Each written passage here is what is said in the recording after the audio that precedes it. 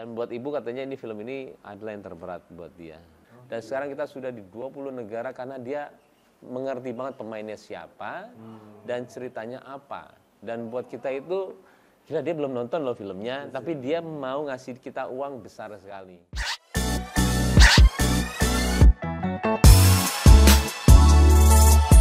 Selamat datang kembali di Kapan Lagi Show. Movie. Kalau mau nonton bareng,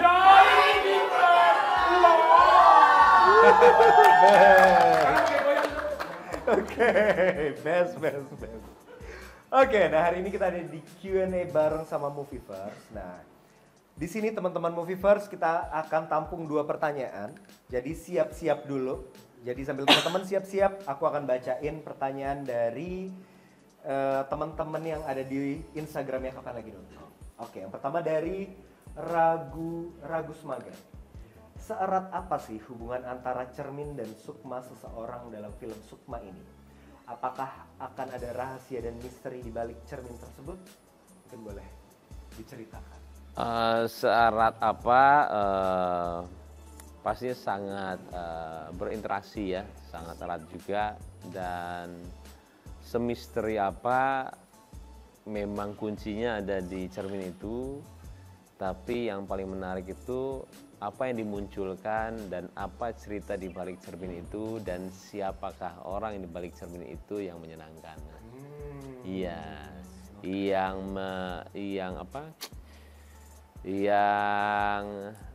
yang sekarangnya itu yang mereka semua itu yang apa bilangnya membongkar cerita misteri itu seru banget.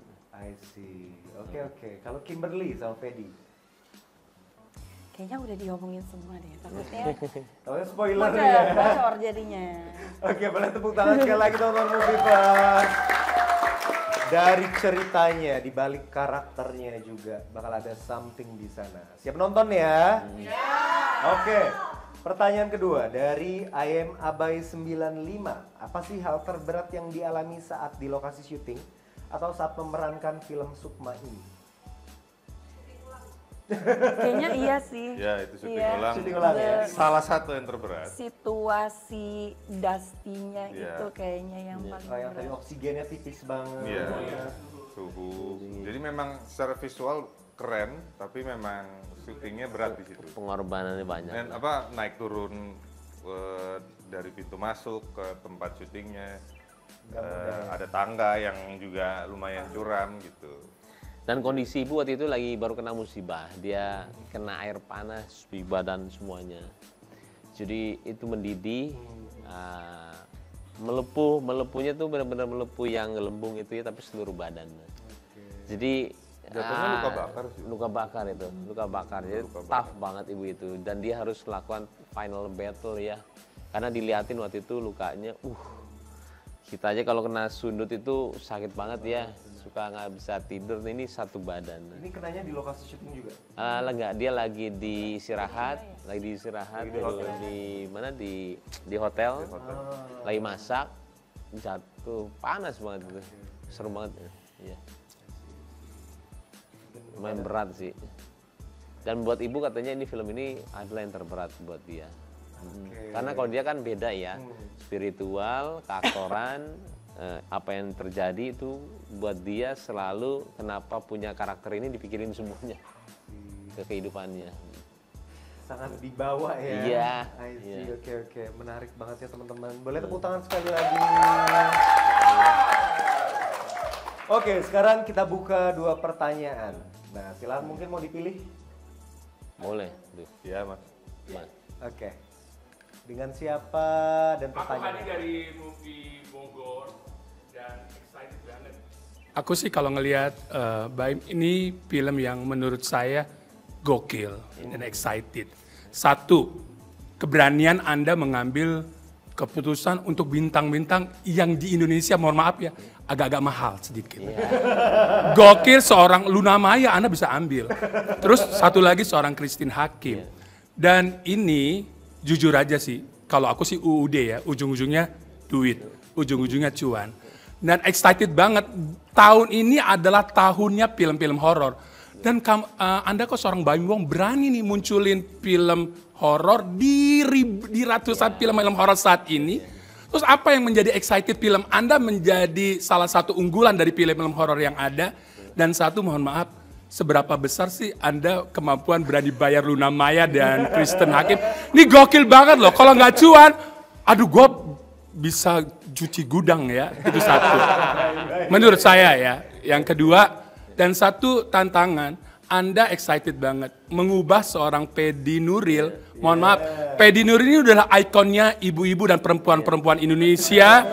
Film-filmnya terutama dengan poligaminya, kalau perempuan ditanya Pedi Nuril pasti gitu ya. Dan Anda mengubah sosok seorang Pedi Nuril menjadi seorang bintang film horor. Ini dua tantangan terberat. Bagi saya, film ini saya harus nonton dan ajak orang banyak. Ini gokil banget ini film. Moviefers, wow. Oke. Yes. Ini masih pemain teater ya? Vokalnya tuh Bagus. bagus gitu dan luas. Jadi teater kan? Boleh. Terasa gitu. Mungkin yang pertama tadi, Hadi Bogor. ya Mas Hadi Bogor. Jadi gini, sebenarnya Ibu Christine ketika mau itu sudah ada sandingannya beberapa pemain. Jadi gini, ada yang kita bisa bilang, maaf ya, ada yang kita bisa bilang bintang dan juga aktor. Bintang itu adalah bintang, aktor itu adalah aktor. Kita bisa tahu ya, Lukman itu aktor, Ibu Christine aktor. Bintang itu adalah Luna, ada dulu mungkin Ari Bowo, dia bintang. Nah saya mau menjadikan ini, tadinya saya mau aktor-aktor, tapi sudah sering. Akhirnya saya cuman ketemu Luna di Senayan City, saya cuma satu bilang sama dia, Luna gue ada film, lo mau nggak? Kalau lo nggak boleh pakai makeup, karena gue harus mendowngrade lo tuh cantik, susah, karena ini orang biasa banget. Kalau lo mau, gue mungkin mau sama lo. Dan dia bilang mau. Dan dia bilang mau.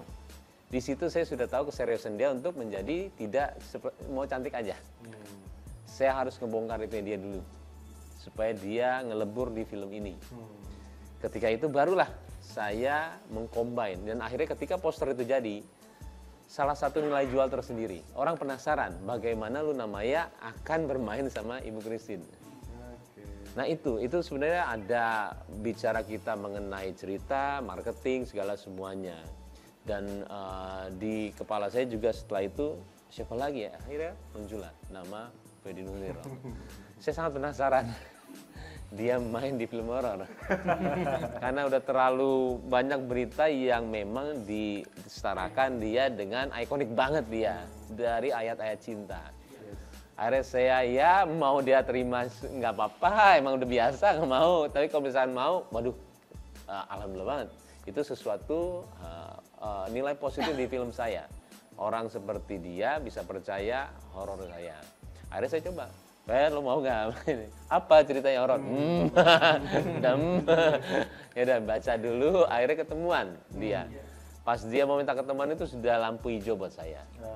Ingat Wani, ini kayaknya bisa nih. Akhirnya saya ketemuan ini. Dan memang kalau boleh saran saya jangan meng-hire mereka semua. Mahal. Semuanya mahal. Sebenarnya Baim ada tipu-tipunya dikit. Ini film apa ya, horor? Enggak, bukan horor.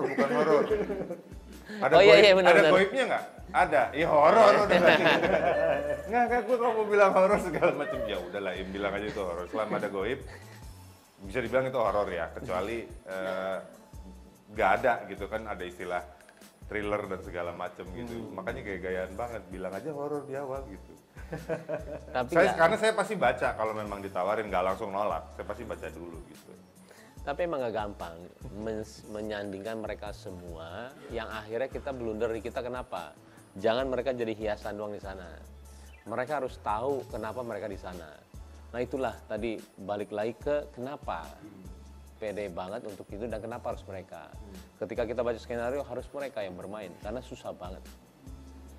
Dan membedakan apa film ini dengan horor yang lain, saya udah bilang tadi awal, sangat sulit mencari cerita horor di Indonesia, sangat sulit. Saya sebelum ini dikasih 5 cerita yang penampakan, saya bilang, saya nggak mungkin buat ini, saya bilang, karena saya nggak bisa.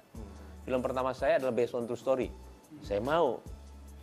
Karena kenapa saya mau buat horor? Karena ada masyarakat kita suka horor, dia punya market sendiri. Buat mereka nonton di malam minggu adalah hiburan, horor. Itu yang treatment kita ternyata. Saya ke kampung segala, udah nonton horor apa? Mau horor apapun, dia itu ada hiburan yang ngaget-ngagetin. Tapi saya harus mengcombine semuanya dengan idealis saya. Saya tidak mau film saya sama dengan cerita yang lain. Akhirnya keluarlah yang seperti ini, cermin. Tapi saya rombak semuanya 70% dengan idealisnya saya. Akhirnya ya, ini saya bilang, nggak tahu ya, saya feeling akan, insya Allah ya, akan jadi omongan. Karena kita semua elemen ini saya jadiin satu di satu film. Cerita yang saya bilang nggak makanya dia mau yang nggak sewajarnya pemain ini, tapi buat penonton Indonesia dibilang ringan tapi berat, iya.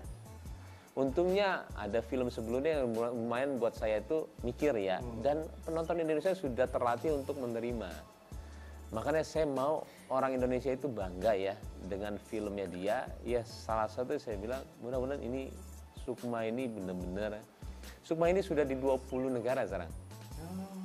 Saya filmnya belum jadi, kita itu sudah, Sukma itu bidding. Bidding itu apa? Bidding itu ada 3 perusahaan gede distributor luar. Bidding itu udah gede-gedean. Dia mau jadi untuk mensuplai Sukma. Dan sekarang kita sudah di 20 negara karena dia mengerti banget pemainnya siapa dan ceritanya apa. Dan buat kita itu, dia belum nonton loh filmnya, tapi dia mau ngasih kita uang besar sekali. Nah itu dia, mudah-mudahan dia. Ya, makanya CGI harus bagus, ini harus bagus. Saya tanggung jawab saya lumayan agak gede di sini. Tapi kita akan buktiin sama kalian semua, mantap. Amin. Nah. Boleh. Wow, mantap. Dan harus nonton kita. Harus. Kapan filmnya tayang? 11 September. 11 September. Yang tadi udah apa tuh? Yang tadi udah jawab tuh, yang tadi juga itu kita undang premier langsung. Okay. Siapa aja tadi itu? Coba teman-teman Movieverse bilang apa? Thank you. Oke, sekarang satu pertanyaan lagi. Silakan. Siapa yang mau bertanya? Kimberly. Silakan, Kimberly. Pilih. Iya tuh yang pakai hoodie hitam tuh. Itu topeng ya? Itu Topeng. Kaget ah. Silakan. Topeng anime. Sesuai konsep. Satu. Halo, perkenalkan, nama saya Uman. Saya bukan jual bakso borak ya. Ya, namanya juga hidup. Gitu. Izin bertanya ke Kak Kimberly Rider, bagaimana rasanya bisa comeback lagi di film horor setelah tahun lalu berperan sebagai Weni di Bangsal Isolasi, sekarang berperan sebagai Tias di Sukma.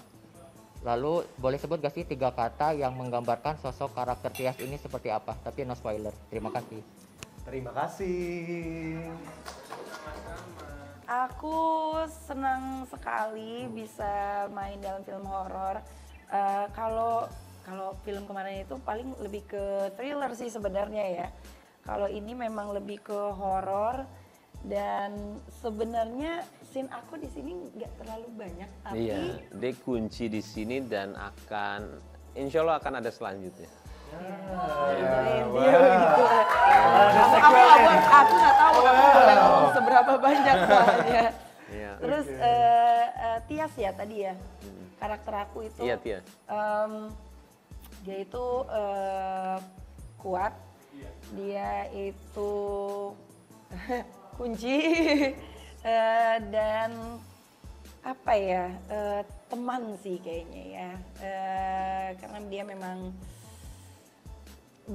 ya bisa dibilang awal-awalnya ya pokoknya awal dari sebuah friendship dengan Arini yang hopefully akan lanjut. Iya, iya, insya Allah ya. Ya gitulah.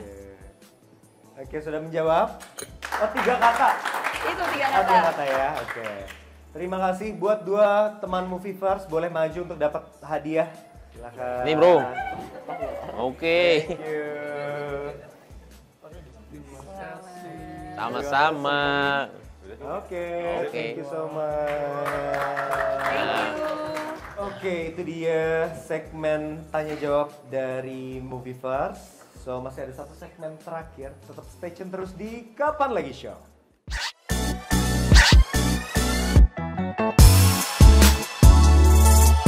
Kembali lagi di Kapan Lagi Show. Nah, sebenarnya mungkin buat Mbak Im, Kimberly, Fedi, ini sesi closing aja.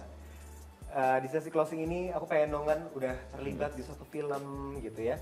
Terus juga udah syuting ulang gitu ya. Aku mau dong saling puji buat masing-masing yang ada di sini. Wah, Jadi ya bebas mau dimulai dari siapa. Dari saya dulu aja deh. Boleh. Dari Bang silakan. Iya. Sambil dilihat mungkin. Walah. Nanti gosip lagi. Oke. Kimberly sih.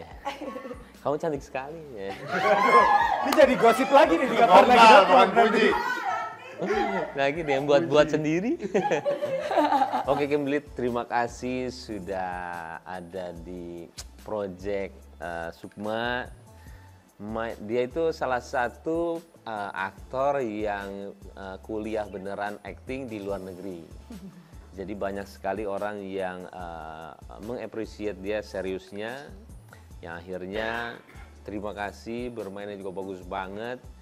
Nanti dia itu ketika acting itu sangat fokus, menanyakan, habis itu berusaha untuk bagus, mengulang terus untuk mau sampai dapat banget esensinya apa. Dia tuh sangat serius lah di bidang acting. Mudah-mudahan juga nanti sukses terus. Amin. Ketemu di Sukma kedua nanti. Amin. Oke, Fedi, brengsek ini. gua harus ini dia lagi. Lagi sama laki lagi. Oke, Fedi. Thank you sudah percaya sama film Sukma. Dia aktor yang hebat. Di ending film semua membicarakan aktingnya Fedi beda karena jadi orang skizo.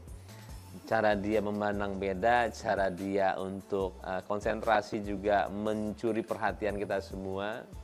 Kita belajar bagaimana dia itu benar-benar menjadi aktor yang konsisten, makanya sampai sekarang dia tetap dibutuhin, produser semua telepon, director semua telepon dia, karena dia punya esensi untuk menjadikan aktor itu bukan hanya sekedar profesi, itu adalah bagian hidup dia. Setiap dia mau acting dia selalu pemanasan, dia selalu olah tubuh, habis itu muka juga dia untuk semuanya. Sampai yang anak kecil juga dikasih, saya nggak ada acting coach, dia yang kasih sendiri acting coachnya. Jadi di sini itu dia nggak bohong lah ketika memang dia ada di satu peran, dia ada di situ dan dia ngasih semuanya buat film itu. Untuk itu saya terima kasih sama Fedi. Best. Next siapa? Mau Kimberly dulu, Fedi dulu? Oke, Kimberly silakan. Buat Kak Baim, terima kasih banyak udah ngajak aku di film ini. Aku seneng banget bisa main di Sukma karena Kak Baim ternyata walaupun baru project keduanya tapi udah prove yourself to be director yang benar-benar handal ya dan profesional dan punya cara sendiri dan udah terlihat dari Lembayung tuh emang udah dengan kesuksesannya. Hopefully Sukma juga akan lebih sukses. Amin. Amin. Dan semakin sukses ke depan. Amin. Amin. Dan buat Kak Fedi itu orangnya very idealis ya, in a good way. Tapi, bukan tapi ya, emang apa Nggak apa-apa ya? kalau ada tapi. Nggak ada tapinya kok. Emang idealis dan jatuhnya iya karena you put in everything into your work 110%. Jadi ya kayak Kak Baim bilang tadi, semua orang masih membutuhkan Kak Fedi sampai sekarang dan semoga ya semakin sukses, semakin naik lagi, Amin. semakin keren lagi. Boleh tepuk tangannya. Amin. Oke, terakhir mungkin dari Fedi. Kalau yang aku kagumin dari Baim, jadi memang di sini kan pemainnya semua yang udah punya nama dan udah punya pengalaman. Tapi Baim sebagai sutradara, dia tetap bisa tegas, tapi nggak otoriter. Jadi kita mengikuti arahannya pun dengan senang hati, bukan yang bahkan Ibu Christine mungkin bisa, kamu siapa ngatur-ngatur saya? Tapi enggak. Baim punya kemampuan untuk membuat kita mengikuti arahannya dengan senang hati, gitu. Dan kita juga sungkan dalam artian kita harus menghargai big picture-nya dia, gitu. Bagaimanapun ini adalah ide cerita dia, project dia. Kesuksesan filmnya nomor satu, bukan kepentingan per pemain. Dan itu menurut aku susah sih, untuk bisa di posisi begitu banyak pemain yang berpengalaman, tapi kita melihat dia memang sutradaranya, kita ikutin arahannya dia, tapi ya situasinya tetap enak, tetap nyaman gitu. Nah itu menurutku Baim sukses di situ, menggabungkan pemain-pemain ini, membuat kita percaya sama arahannya, tapi juga kita bisa santai sama dia, masih bisa bercanda gitu, nggak yang tegang dan nggak kaku. Thank you. Yes. Itu tricky banget waktu jadi itu top Baim. Thank you. Nah, terus kalau Kim, ini untuk Baim dan Kim juga sih. Jadi waktu syuting Sukma, mereka kan lagi ada masalah ya. Saya nggak kebayang ada di posisi mereka, tapi tidak terlihat kalau itu mempengaruhi kinerja mereka. Karena mereka semua Profesional, fokus, dan itu saya salut banget sih, karena filmnya sendiri udah berat dengan cerita yang cukup berat, tapi mereka bisa ini nggak ada urusannya dengan pekerjaan, tetap fokus, tetap profesional, tetap kooperatif, dan itu saya salut banget sih. karena mereka juga kan. Terima kasih loh. Terima kasih. Oke, terima kasih kalau gitu untuk Baim, Sama-sama. untuk Kimberly, untuk Fedi. Thank you. Gak kerasa kita udah sejam lebih ngobrol-ngobrol di sini. Saya Farid, saya undur diri di sini. Mohon maaf kalau ada kata-kata yang kurang berkenan juga. Aman. Jangan lupa nobar nonton Sukma, semua yang ada di sini akan dapat tiket gratis. Ya. 11 September 2025 di bioskop. Ya. Oke. So, terima kasih. Kalau begitu sampai ketemu di Kapan Lagi Show berikutnya. Oke. Movie. Mau dilanjutin? Kalau mau nonton bareng, Join